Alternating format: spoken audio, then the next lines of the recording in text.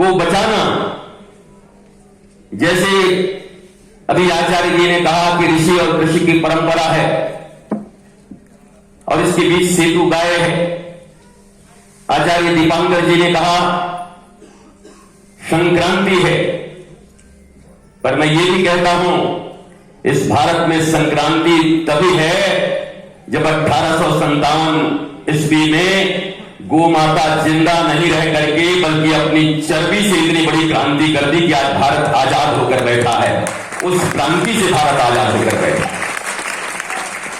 अरे जिंदा गौ माता को तो छोड़ो, उनकी चर्बी ने इतनी बड़ी क्रांति की कि संक्रांति मना रहे हो। नहीं तो संक्रांति नहीं मनता अफगानिस्तान, पाकिस्तान और बांग्लादेश में।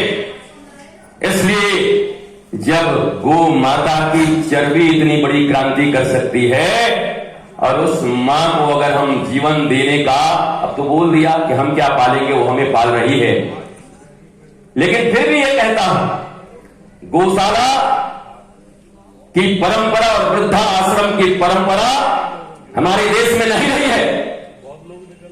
ये गौशालाओं के नाम पर 50 गैया पालकर और गौ का पूंछ पकड़ के 2 घास दे करके अपने आप को गौ भक्त कहते हो।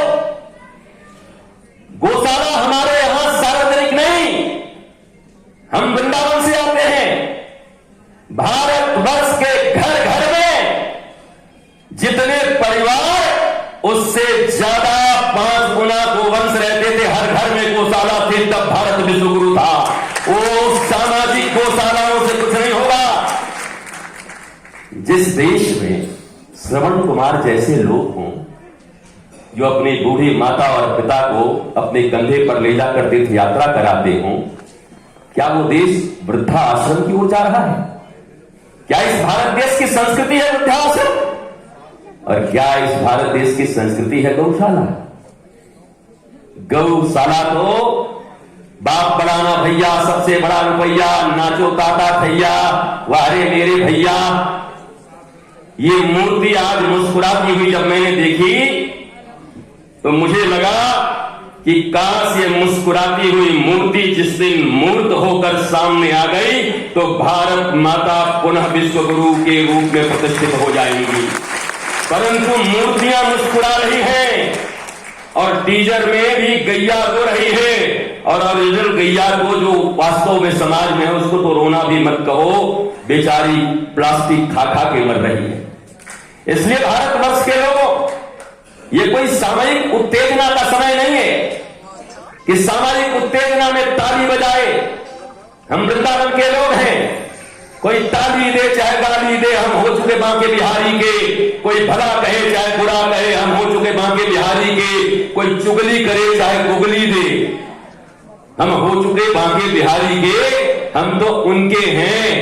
लेकिन आपसे एक बात कह करके यहां से जाता हूं, कोई माई का लाल भारतवर्ष या दुनिया में केवल चिल्लाकर गौ माता की रक्षा नहीं कर सकता, केवल किसी दूसरे को कोसने से भी नहीं कर सकता।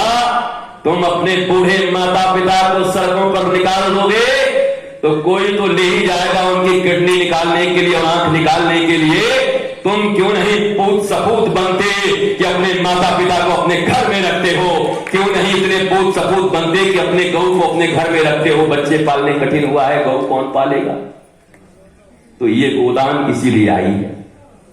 वैज्ञानिक अवधारणा क्या है? सामाजिक, आर्थिक, राष्ट्र के रूप में और आध्यात्मिक रूप में क्या लाभ है? आस्था से लोग बहुत कम लोग जुड़ते। ये भारत का एक कल्पना है कि आस्था से लोग जुड़े हुए हैं। यहां एक ही चीज चलती है, मनी मनी। जिसके भीतर जहां पर इसकी चाह है, पद, प्रतिष्ठा, संपत्ति, जिस दिन वास्तव में वैज्ञानिक आधार पर गौवंश और गौ माता को प्रस्तुत किया गया अर्थ के क्षेत्र में, तो पंजाब से कैंसर की ट्रेनें चलना बंद हो जाएंगी। हरित क्रांति हुआ था वहां पर, हरित क्रांति हुआ, नवीन कृषि नीति आई, डाले गए यूरिया, फॉस्फेट, और उस हरित क्रांति से क्या निकला? कैंसर की ट्रेनें। हम गोपाल के देश के हैं।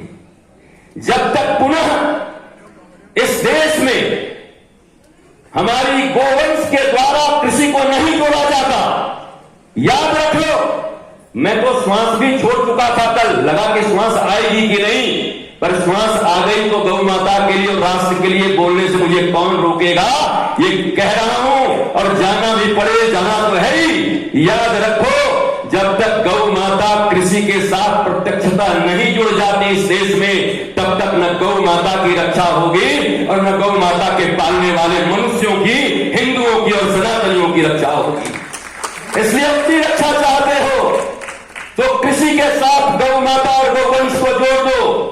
और आज के बाद कुत्ते पालने में कोई दिक्कत नहीं है, पर वास्तव में गौ माता को अपने घरों में पालने का प्रयास करो। हमारे यहां तो अभी अभी जहां से हम कथा करके आए हैं, पुंगरू नस्ल की छोटी छोटी गैया लेकर के उनके पिताजी आए और हमारे प्रांगण में अब छोटी छोटी गैया घूम रहे हैं, चारों तरफ देख करके आनंद आ रहा है।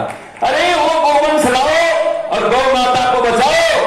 और ये कहकर के विश्राम देता हूं, इन धूर्त नीतियों को हटाओ, मूर्ति को मूर्त रूप में लाओ, गौ माता को हंसाओ और सुंदर सा भारतवर्ष पाओ। स्वयं भी आनंदित रहो, तुम्हारी आने वाली पीढ़ियां भी आनंदित रहेंगी। सबको जाना है तो हमें कौन सा रुकना है। इसलिए सबको प्रणाम।